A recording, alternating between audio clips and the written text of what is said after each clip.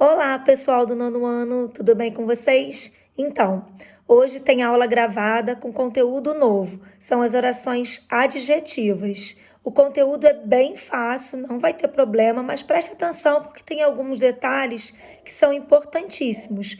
E essa aula é gravada para que vocês possam assistir quantas vezes precisar.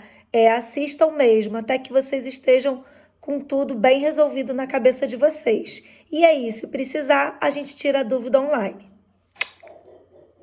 Bem, então, as orações subordinadas adjetivas é o tema da aula de hoje. As orações subordinadas adjetivas, dentro de uma frase, elas substituem um adjetivo. A gente antes estava estudando as orações substantivas, que elas substituíam um sintagma nominal. Essas substituem um adjetivo comum. Por exemplo, nessa frase aqui de cima é um período simples, porque só tem um verbo. Então eu digo, o homem descrente deixou o país. Descrente é a característica do homem, é o adjetivo que caracteriza o homem. Se eu vou transformar esse descrente em uma oração, eu preciso colocar um verbo e aí essa frase aqui de baixo deixa de ser um período simples para ser um período composto, com dois verbos. Então, nós temos o homem que não acredita deixou o país. Percebam, o sentido é o mesmo. A diferença é que aqui era um período simples, com um verbo só. Aqui eu tenho dois verbos, por isso é um período composto. Isso aqui era um adjetivo, então essa oração aqui passa a ser uma oração adjetiva.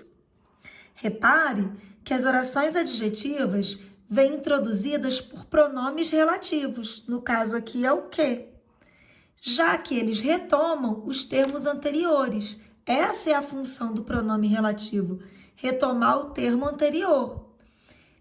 Os principais pronomes, os mais comuns que vão aparecer nas nossas frases são que, quem, onde, o qual, cujo, quanto e as suas variações, feminino e plural. Presta atenção, esse pronomezinho aqui sempre vai se referir a esse termo antecedente. É como se essa frase fosse assim, o homem não acredita, o homem deixou o país. Para não ficar repetitivo, a gente usa esse que é um pronome relativo. Bom, e quanto à classificação? Quanto à classificação, elas podem ser restritivas ou explicativas. Só tem essas duas, de acordo com a presença de vírgulas ou não. Então, vamos ver. A frase é a mesma. Reparem, o que mudou é que na de cima a gente tem a presença de vírgulas.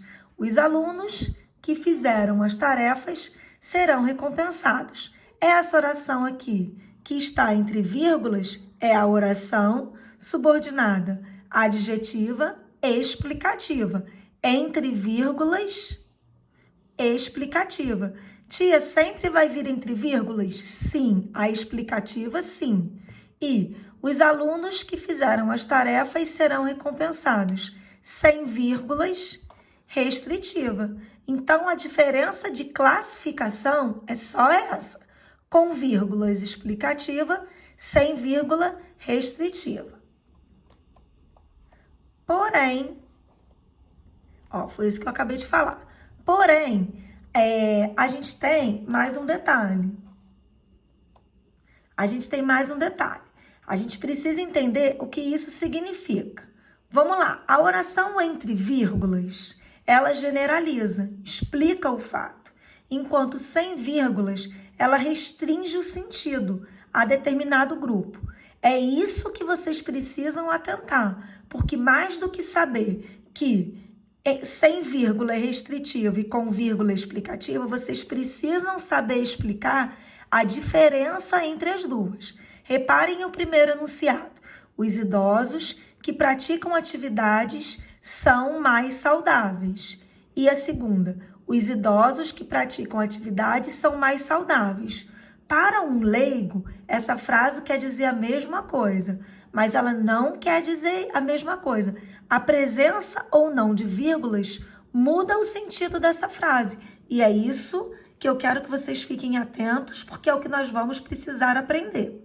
A oração restritiva, que é sem vírgulas, ela indica que apenas o grupo entre os idosos, apenas o grupo que pratica atividades são saudáveis. Enquanto na oração entre vírgulas, que é explicativa, ela indica que todo o grupo dos idosos pratica atividade, portanto, todos são saudáveis. Pensem comigo, se num lugar a gente vê uma porta com um aviso, entrada restrita aos funcionários, pode entrar todo mundo ali? Não, só pode entrar quem é funcionário. Então, a oração restritiva faz isso, ela restringe para apenas um grupo. Então, vamos relembrar, os idosos que praticam atividades são mais saudáveis. Dentre todos os idosos, só o grupo que pratica atividade é que é saudável. E na frase de baixo significa que todos os idosos praticam atividades físicas, portanto, todos são saudáveis, tá? Então, é essa grande diferença que a gente precisa focar. Bom, galera, como tarefa para vocês fazerem, eu vou deixar a página 67 e 68. Como essa aula está indo ao ar na terça-feira, na aula de quinta, nós vamos tirar todas as dúvidas, tá? Beijos!